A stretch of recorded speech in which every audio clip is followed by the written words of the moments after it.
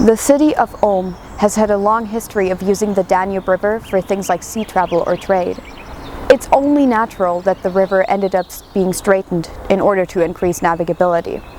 As settlements near the riverbank grew, dams had to be built in order to generate electricity or regulate the water flow.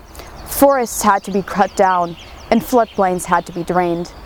As you can imagine, all this had a really drastic effect on the ecosystem.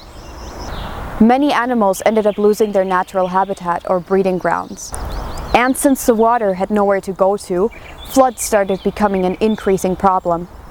River renaturation is a process that aims to return rivers to their natural state, to sort of revitalize the ecosystem. You can achieve this, for example, by creating canals for flooding purposes, by adding structural elements like wood, or by reintroducing native plant species. The Gronne is actually a really interesting example of river restoration. It started as an oxbow lake. That means it was naturally cut off from the rest of the Danube.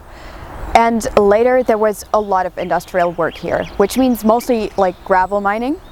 That really damaged the ecosystem. As a result, they had to prohibit any industrial work in the early 80s.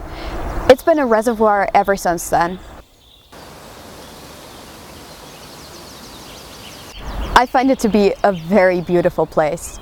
There are many different plant species here, a lot of different types of reeds especially. There are many different amphibians, reptiles, but it's actually most important for birds.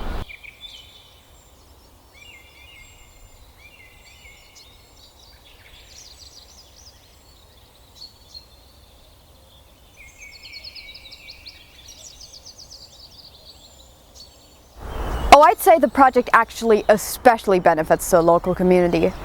To bird watchers and fishers, it's like an oasis away from the city. And you can also enjoy the quiet nature alone, camping, or with your family. There are some really great places to go hiking or swimming. I'd definitely say that the project was a success. There are even plans to have similar projects in the city area. It's great to see the effects of river restoration recognized and even supported.